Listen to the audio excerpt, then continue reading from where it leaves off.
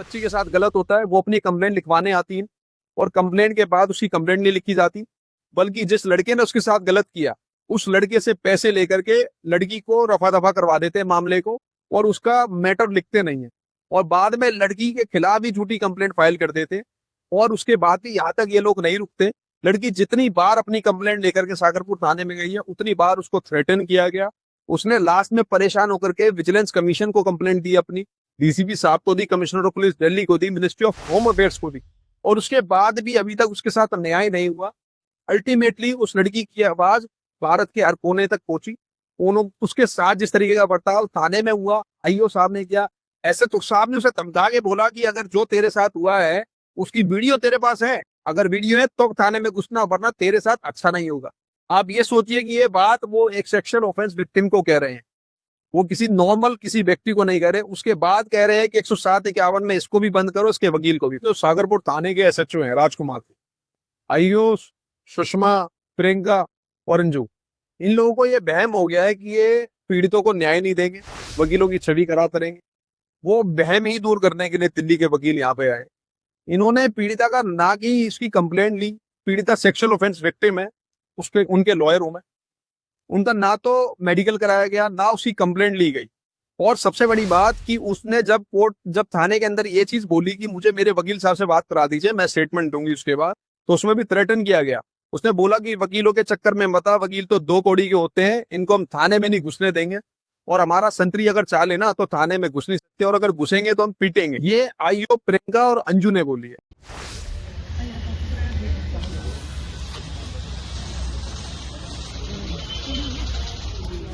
क्या नाम है सर आपका? मेरा नाम रोशन एडवोकेट है।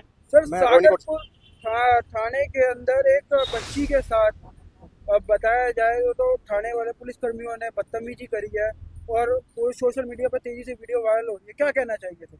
हमारा यही कहना है कि जिस तरह इन्होंने वकीलों के खिलाफ अपशब्द बोले हैं, उसके एवज में सारे वकीलों ने सुबह यहाँ 8 बजे से आके अभी तक धरना प्रदर्शन किया है और हमें सिर्फ आश्वासन के सिवाय कुछ नहीं मिला। जो इन्होंने हमारे खिलाफ बातें बोली हैं कि इनको केस में बंद कर देंगे, 2 कौड़ी के हैं, इनको पीट देंगे, हमारा संतरी भी रोक लेगा, और हमारा संवैधानिक अधिकार बनता है कि हम थाने में घुस के हमें आम पब्लिक को न्याय दिलवा सकें।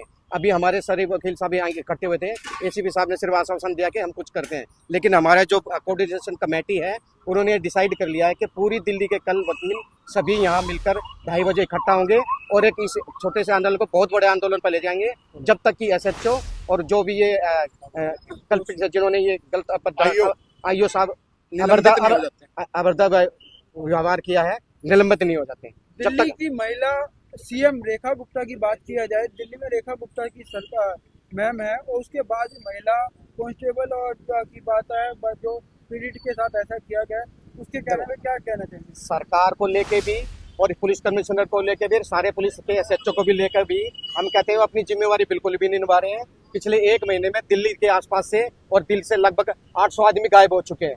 800 आदमी गायब हो चुके हैं, कहाँ गए, ये कैसी जिम्मेवारी निभा रहे हैं? घर में थाने में वो करने कंप्लेंट करने आ रहे हैं तो उल्टा सीधा कह रहे हैं कि अपने साथ गलत जो तुम्हारे साथ हुआ उसकी वीडियो लेके आओ तब उसकी कार्रवाई करेंगे। अगर वो इसी हालात में होते कि अपने साथ गलत होती हुई वीडियो बनवा ले तो अपने आप ही ना उसको वो कर सकते हैं, उसकी वीडियो ही वायरल कर देते तो यहाँ तक तो सब कुछ हो जाना चाहिए था। ऐसे अभद्र व्यवहार एसएचओ साहब और आईए साहब उस लड़की से लेडीज से कर रहे हैं, उसकी हेल्प करने के बजाय, उसकी कंप्लेंट लेके एफआईआर करने के बजाय।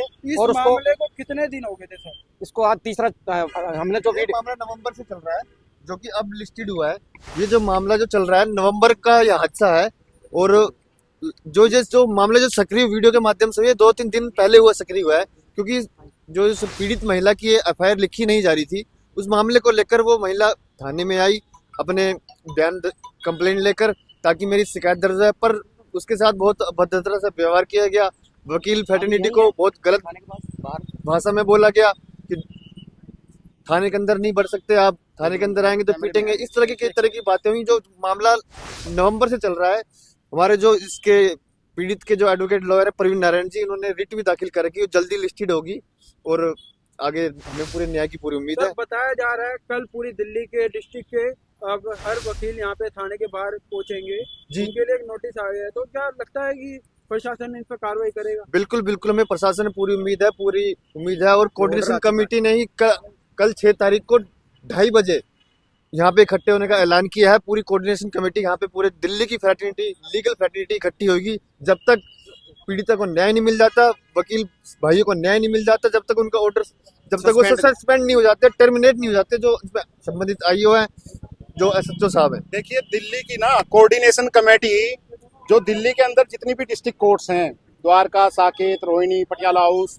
जितनी भी डिस्ट्रिक्ट कोर्ट्स हैं, उन सब की एक कमेटी है, उसको कोऑर्डिनेशन कमेटी बोलते हैं। तो अब ये मामला जो है कोऑर्डिनेशन कमेटी के संज्ञान में जा चुका है, ये इंसिडेंट, और कोऑर्डिनेशन कमेटी ने इमीडिएटली विद इमीडिएट इफेक्ट इस पे एक्शन लिया है और कल 2:30 बजे सागरपुर थाने के बाहर इकट्ठा होने के लिए सारे वकीलों को बुलाया है।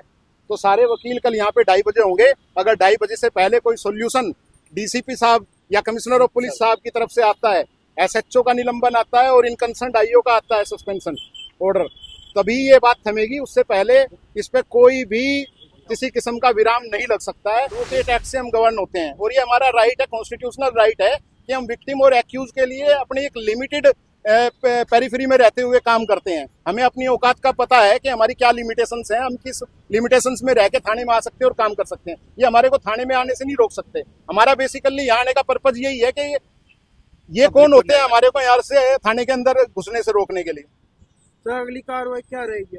देखिए, दिल्ली के अंदर अभी बोलना नहीं चाहिए, बार काउंसिल के इलेक्शन चल रहे हैं और इवन अदरवाइज भी ये बात दूर तक जाएगी। कम से कम एसएचओ सस्पेंड हो और जो कंसर्न आईओ हैं दोनों तीनों जो वहां पे मौजूद थे वो सस्पेंड हो। इससे नीचे हमें कुछ भी मंजूर नहीं है। क्या सर इस मामले में एफआईआर दर्ज हो सकती है? किसकी? विक्टिम की? विक्टिम की तो सर एफआईआर दर्ज होनी ही चाहिए थी। जिसके साथ गलत हुआ है, जो पीड़ित पक्ष है, उसके लिए तो गवर्नमेंट ने भी काउंसिल अपॉइंट कर रखे हैं, काउंसलर अपॉइंट कर रखे हैं कि भाई उसको काउंसलिंग करा के तब उसके बयान कराए जाएं। ऐसे हालात में ये कैसे कह सकते हैं कि भाई उसका वकील अंदर नहीं आ सकता या इसके थाने के अंदर नहीं आ सकता वकील? सर सुबह 8 बजे से लेकर सागरपुर थाने के बाहर सारे वकील इकट्ठे हुए हैं।